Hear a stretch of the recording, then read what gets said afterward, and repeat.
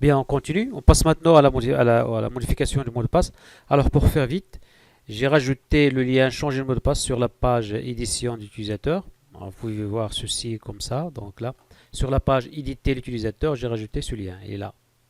Un simple lien hypertexte qui va nous ramener vers la page éditer password.php. Sur la page éditer utilisateur. Alors, en cliquant sur ce lien, hop, la page éditer password. Changement de password, compte l'utilisateur, le nom de l'utilisateur, alors il a deux ans de texte. La première pour taper l'ancien mot de passe et la deuxième pour taper donc le nouveau mot de passe. Et bouton enregistrer pour enregistrer la modification. Alors on va donc ajouter un petit peu de CSS pour ajuster la mise en forme de cette page. Bien. Alors le nom d'utilisateur qui est affiché sur la page Edit Password, il est là. Le nom d'utilisateur, je l'ai affiché sous format d'un titre H2. Text Center, c'est la classe Bootstrap. Et là, j'ai utilisé donc la session user login. Comme j'ai dit tout à l'heure, sur la variable user, on a donc enregistré toutes les informations de l'utilisateur, à savoir le nom utilisateur, login, password, etc. Bien là, j'ai affiché donc login utilisateur, ce format, un titre H2, centré avec la classe Bootstrap Text Center. Bien. Alors donc, on va donc ajouter quelques petits ajustements de mise en forme de CSS. Tout d'abord, donc les titres. Donc, appliquer le titre H1 au titre 1, au grand titre et au nom utilisateur le titre H2. Bien, c'est il est déjà H2, je pense qu'il est déjà H1. On va appliquer quelques mises en forme. On va ajouter quelques mises en forme au titre H1 et H2. Ce fameux H1 et ce fameux H2, on va donc appliquer quelques astuces de mise en forme sur notre style Bootstrap. Donc, pour spécifier donc le titre H2 et le titre H1 de la page Edit Password, on va rajouter là une classe. On va dire par exemple edit password, donc pwd par exemple page. Et là sur le fichier CSS, on va dire donc edit password, edit password page. Le titre H1 et le titre H2. Le titre H1 et H2 sur la page H1 et H2 sur la page Edit Password. Donc on va leur appliquer par exemple color, soi-disant, voilà, c'est là. Titre H1 et H2. Ok. Edit Password. Ok. La classe edit password page. Ok. Edit password. Ah, edit. Edit password. Edit password page. Je vais copier comme ça pour éviter. Alors copier-coller. Ok. Edit password. Il est là. Voilà. J'enregistre. J'actualise. J'ai toujours un problème. Pourquoi? Alors, edit, ok, H1, H2, color, etc. Donc, edit password, là, H1. Alors, je vais donc consulter le code source. Clic droit, inspecter pour voir le code source. Donc, là, donc, edit password. Je vais actualiser la page. Ah oui. Pour forcer l'actualisation de la page, clic droit sur le bouton actualiser. Vous dites par exemple actualisation forcée. Sinon, vidéo le cache et effectuer une actualisation forcée.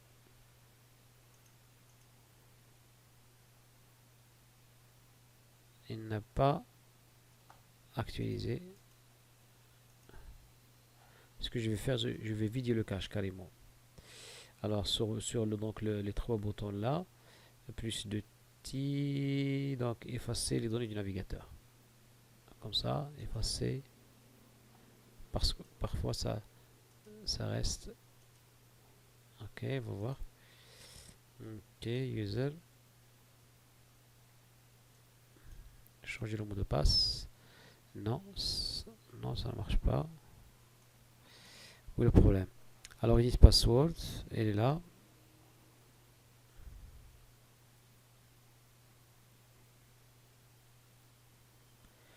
Edit password, page H1, H2.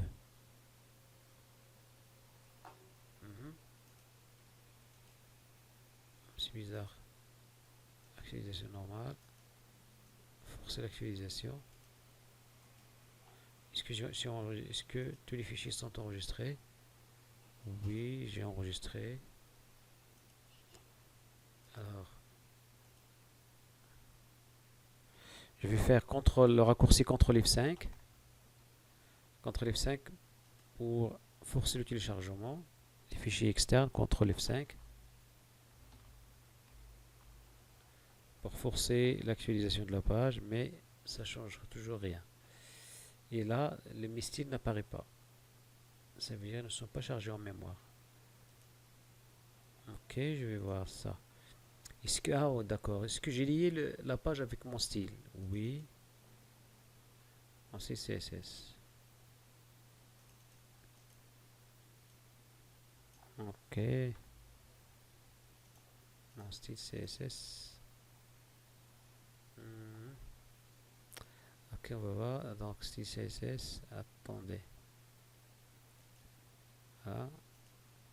La page est là. Donc, deux points pour sortir de ce dossier. Entrer avec un CSS. Et puis, mon style est là. Donc, tout est bien. My. Ça s'appelle mon style et non pas my style. Mon style. Mon style. Donc, j'actualise. Ah. Donc, bon, je vais augmenter un petit peu la taille. Je vais augmenter la taille du H1.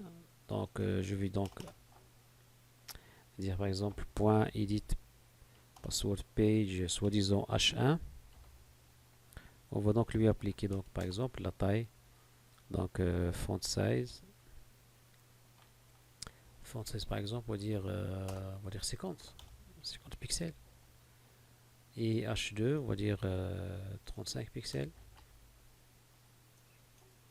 Et H2, soi-disant 35 pixels. J'enregistre, j'actualise la page. Voilà, par exemple, c'est appliqué là, 35. Inspecter pour voir le code là. Je clique droit, inspecter.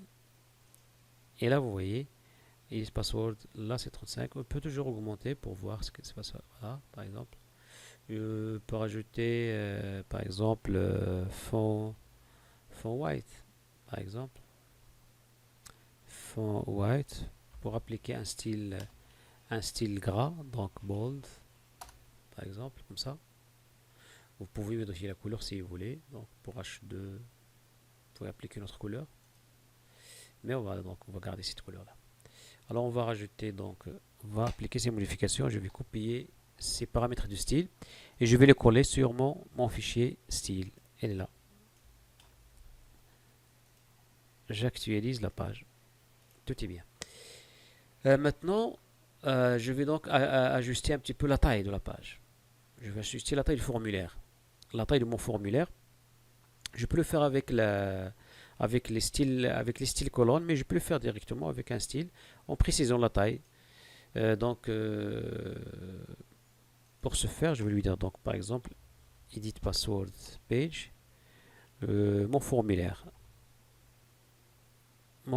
sur la page edit password. Je vais donc lui appliquer soi-disant la hauteur, donc la largeur. Donc largeur, donc c'est white. Soi-disant, on va dire 600 pixels. On va dire 600 pixels. On va voir ce que ça va donner. Voilà. Ok. Alors margin auto. Pour le centraliser, il est où? Forme, div, il est là. H1, H2, le formulaire est là. Alors, je vais par exemple dire margin auto. pour le centraliser. Il suffit d'ajouter margin auto pour le centraliser. Euh, je vais au passage, je vais donc modifier la taille du titre H1. Donc voilà, le titre H1, je vais donc appliquer soi-disant 45. Voilà. Il me faut donc appliquer un petit peu de marge, ajouter le margin, la marge en bas, donc margin bottom pour les deux zones de texte. Alors donc pour ce faire, je vais rajouter, je crois, une classe pour les deux zones de texte. Les deux zones de texte sont là, donc form control, je vais rajouter par exemple, disons, input password, par exemple. Bah, input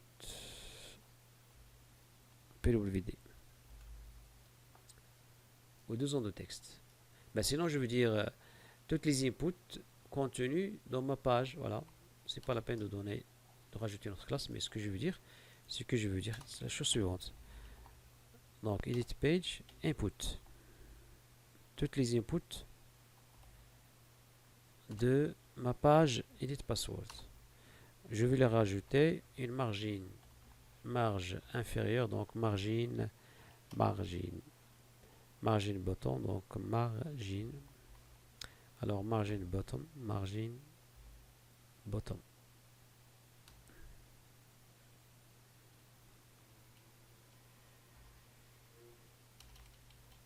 Mhm. Margin, oui, c'est ça. Margin bottom. On va dire 20 pixels. Alors margin bottom 20 pixels, j'actualise. Voilà. Je pense que je vais encore minimiser la taille. Bon, mais le titre un petit peu. Hein. Je vois ma page principale. Oui. Ouais, c'est presque. Je vais donc le weight, je vais donc minimiser un petit peu la taille du formulaire pour dire 480. 400.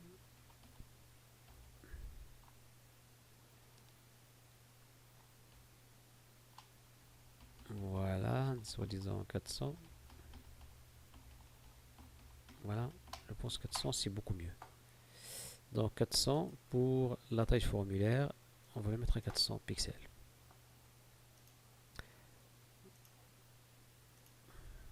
Voilà. Ok. Ce que je vais rajouter encore, je vais rajouter donc l'œil à cette école-là. C'est l'école-là qui permet d'afficher donc le mot de passe saisie au survol. Vous voyez, une fois je place le pointeur sans clic, il suffit de placer le compteur dessus, donc et le mot de passe s'affiche. Vous voyez. Bien. Là, c'est une icône. Je vais rajouter cette icône-là. C'est une icône de Font Awesome. Alors, les icônes Font Awesome, je vais donc mettre le raccourci, donc le lien et le lien de téléchargement dans les détails, dans les descriptions de la vidéo, donc pour les télécharger et les insérer sur votre dossier CSS. Ben, ceux-là, Font Awesome. Alors, pour insérer l'œil, par exemple, pour ajouter donc l'œil ici, on va donc ajouter donc une balise i, par exemple italique, avec la classe fa. Je pense, et oui, c'est ça. Et bon, il y a. Ok, je vais voir celle-là. J'actualise. Ben, il est là. Je vais modifier la taille. Donc, je vais dire par exemple 2 fois x.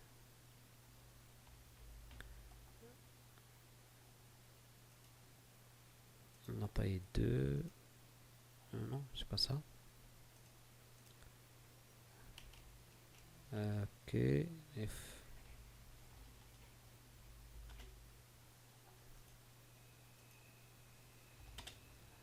Non.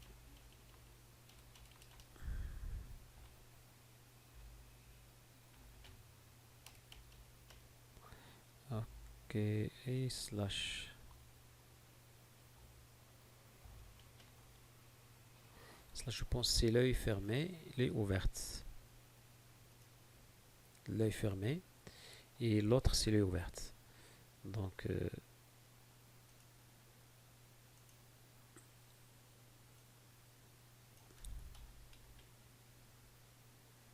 ok, 2. FA2X. FA2X pour avoir une taille assez grande. Voilà. Alors, il me faut les deux sur les deux zones de texte. Voilà. Je vais copier celle-là et je vais la mettre ici.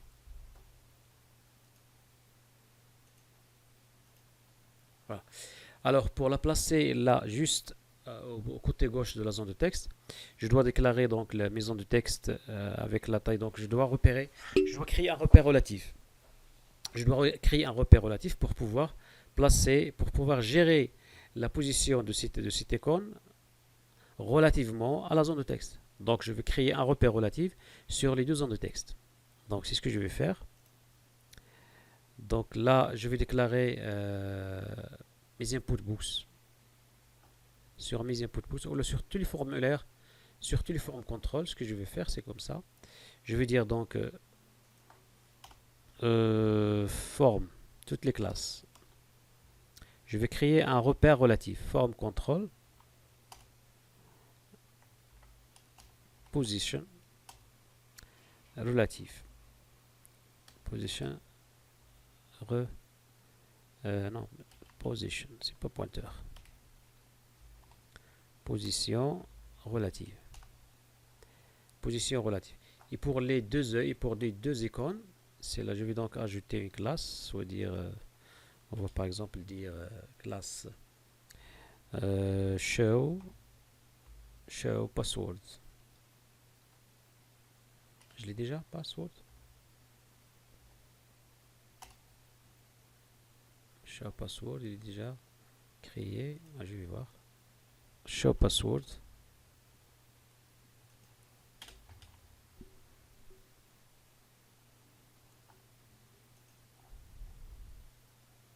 Ok. Show password, il est déjà créé. Show password, je l'ai déjà utilisé quelque part. Non? Login, login. Ah, je l'ai déjà créé. Show password. Donc là, je vais copier cette login, login HA 4, login input, etc. Show password. Je vais donc copier cela vers le bas. Show password avec la position absolue, les fonds contrôle position relative. Ça veut dire que j'ai créé un repère relatif au niveau des zones de texte, de chaque zone de texte, et puis je gère la position absolue de l'icône relativement à la zone de texte. Donc, je vais essayer, on va tester ces paramètres, le top et le right, on va voir ce que ça va donner. Et ok, je vais donc inspecter pour voir. Je vais donc inspecter pour voir ce qui se passe. C'est la zone de texte, forme contrôle, type password, etc. etc. Et là, la voilà. Donc, top 8, right 25. Je vais donc essayer de modifier. Ok, forme contrôle. Form control, position relative. Form control, position relative. Et là, c'est position absolue. Je vais voir right. Ah, il est là. Alors donc, il n'a pas pris la position relativement à la zone de texte. Pourquoi? Alors, form control, position relative. Bien. Alors pour pouvoir créer donc un repère relatif comme j'ai donc, je vais donc insérer les deux zones de texte dans un div. Donc ajouter une div et insérer dedans la zone de texte ainsi que l'œil, ainsi que l'icône. comme ceci. Je vais donc rajouter une classe, soi-disant, donc input, disons, input container, par exemple. Je fais la même chose pour la deuxième zone de texte.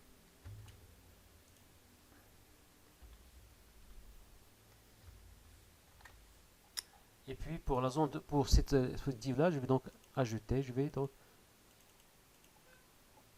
ce qu'on va faire, on va donc déclarer un repère relatif au niveau de cette classe.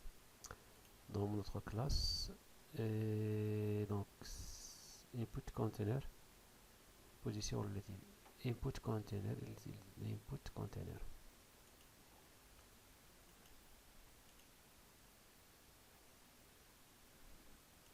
Voilà. Actualiser. Voilà. Elle est là. Alors, on va donc l'optimiser un petit peu en termes de hauteur. Top. Je vais donc appliquer top. Je vais donc voilà, modifier top, disons 0. Ok, c'est bon. Pour le right, la position right. Ok. Ok, non, je vais diminuer. Voilà, c'est bon. Donc on va mettre moins 35. Voilà. Moins 35, 0. Voilà, moins 35, 0. Moins 35. Là c'est 0. Et là c'est moins 35. Allez, enregistrer. Actualiser. Voilà. Encore une fois, problème d'actualisation.